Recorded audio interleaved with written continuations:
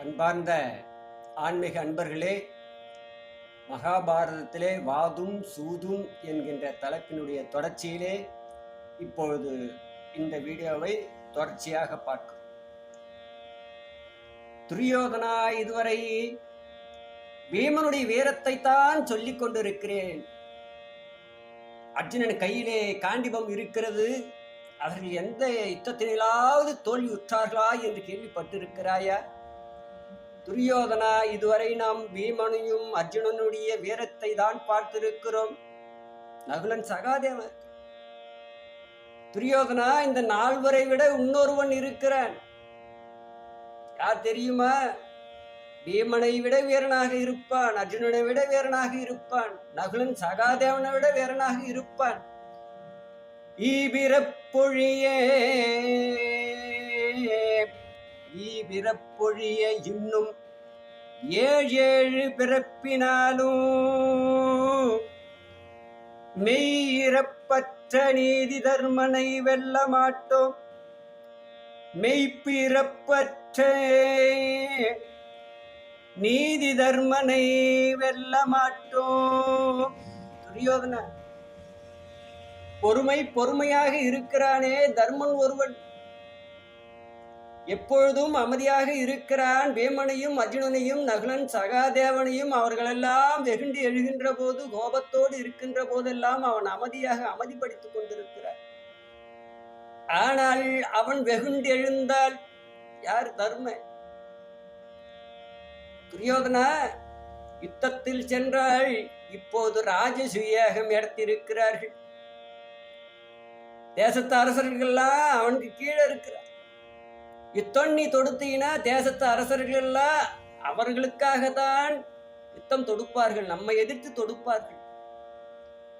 ஆனால் அத்தனை தேசத்து அரசர்கள் எல்லாம் ஒன்று சேராவிட்டாலும் பீமனுடைய, அர்ஜுனனுடைய, நகுலன் சகாதேவனுடைய வீரத்தை தான் நாம் பார்த்திருக்கிறோம்.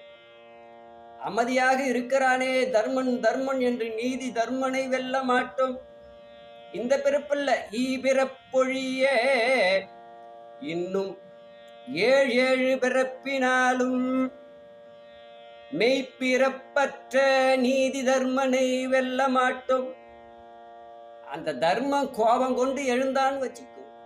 இந்த கர்ணன் என்ன, பீஷ்மர் என்ன, துரோணாச்சாரியார் என்ன, கிருபாச்சாரியார் என்ன, அஸ்வத்தாமன் என்ன, துரியோதனாவுடைய தம்பிமார்கள் என்ன, அவன் ஒருவனே ஒரு நாழிகையிலே வதம் செய்து விடுவான்.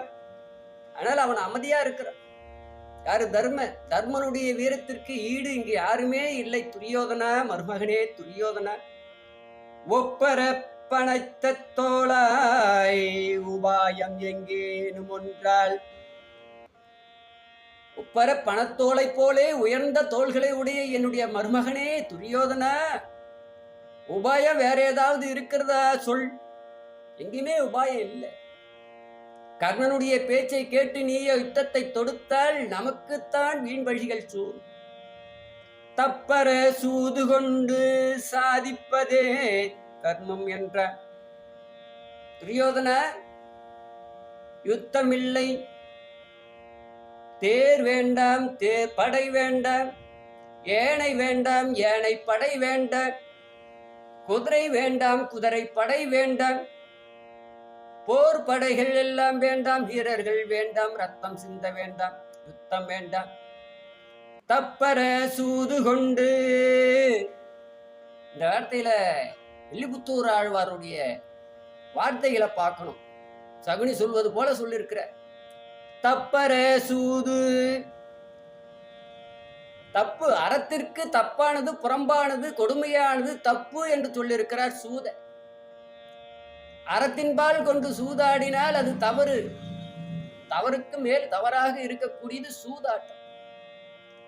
ஆனால் அதுவே துரியோதனா, மருமகனே துரியோதனா, தப்பற சூது கொண்டு சாதிப்பதே கர்மம் என்ற.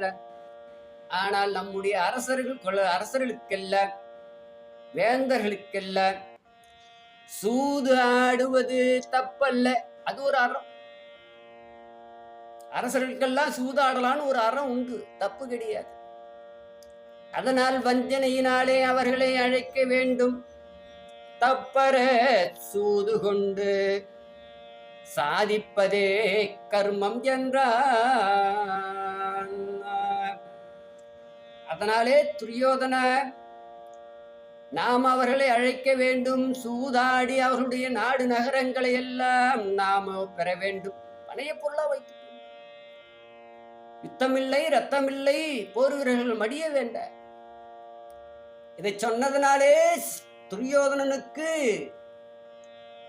சகுனிம்பால் மேலும் அன்பு வந்தது. மாமா, சகுனி மாமா, எனக்காகவே நீங்கள் இருக்கிறீர்களே என்று சொன்ன.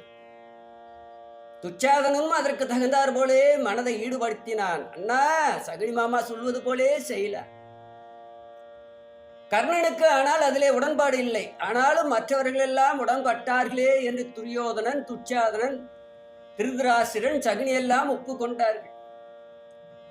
அதனாலே கர்ணனானவன் பார்த்தான், யுத்தத்தை வைத்து யுத்தம் நடத்தினால்தானே அது வெற்றி என்று அர்த்தம். இவர்கள் பணைய பொருளாக சூதாட்டத்தில் ஆடி பெற வேண்டும் என்று சொல்கிறார்களே என்று முழு மனதோடு அவன் ஒப்புக்கொள்ளவில்லை கர்ணன். அதையெல்லாம் சபையிலே சொல்கிறார்கள். அப்போது சபையிலே இருக்கக்கூடிய விதுரராழ்வார் பார்க்கிறார். மகனே துரியோதனா, எனக்கு நீங்கள் ஒரு கண்ணடா, பாண்டவர்கள் ஒரு கண்ணடா. மகனே துரியோதனா, என சித்தப்பா. திருதராஷ்டிரன் வேதவியாசகருக்கு முதலிலே பிறந்தவன். அவனுக்கு அடுத்ததா பாண்டு மகாராஜா பிறந்தார். அவர்களுக்கு பிறகு வேதவியாசகர்கள் தாதி பெண்ணுக்கு மகனாக பிறந்தவர் விதுரராழ்வார். அதனால திருதராஷ்டிரனும் பாண்டுவும் மன்னனாக இருப்பதனால் துரியோதனனுக்கு மகனாகவே நினைத்து வாழ்ந்தார். துரியோதனா, என் அன்பு மகனே, என் அண்ணன் மகனே, எனக்கு நீங்கள் வேறு அல்லடா, எனக்கு நீங்களும் ஒரு கண்ணுதான். பாண்டவர்கள் தர்ம, பீம, அர்ஜுன, நகுன, சகாதேவன் அவர்களும் ஒரு கண்ணுதான். ஒரு கண்ணு போய் ஒரு கண்ணிலே ஊனம் வந்தால் அது ஊனண்டா, வேண்டாம். சகுனி சொல்வது போல யாரும் செய்யாத மகா காரியத்தை செய்யாது. கொடிய காரியமடா, மகா பாவத்தை செய்யாது. இதுவரை யாரும் சூதாடி அரசை பறித்தவர்கள் என்று யாரும் இல்லை. துரியோதனா, இதோ சொல்கிறானே உன்னுடைய தாய் மாமனான சகுனியானவன். அப்பா, அவன் என்ன சொன்னான்? சகுனியானவன்,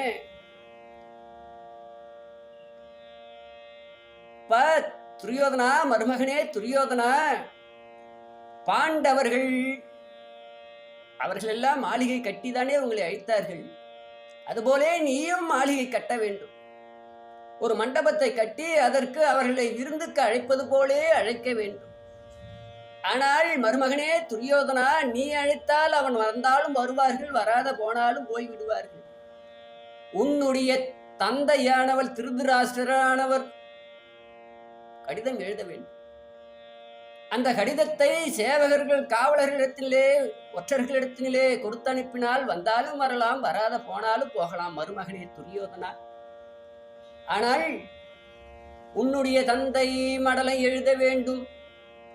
உன்னுடைய சிற்றப்பா விதுரராழ்வார் இருக்கிறாரே, அவர்தான் அந்த மடலை கொண்டு போய் பாண்டவரிடத்திலே ஒப்படைத்தால் அவர்கள் வருவார்கள், நிச்சயம் வருவார்கள். அப்போது அங்கே மண்டபத்தை பார்ப்பது போலே அவர்கள் காட்ட வேண்டும். அந்த நேரத்தினிலே நாம் எல்லாம் சூதாடி அவர்களுடைய காரியத்தை, நம்முடைய காரியத்தை, அவர்களிடத்திலே இருந்து நாடு நகரங்களை எல்லாம் அபகரிக்க வேண்டும், பணைய பொருளாக வைத்து என்று திட்டம் தீட்டினான் சகுனியானவன். அதை பார்த்தான் விதுரராழ்வார்.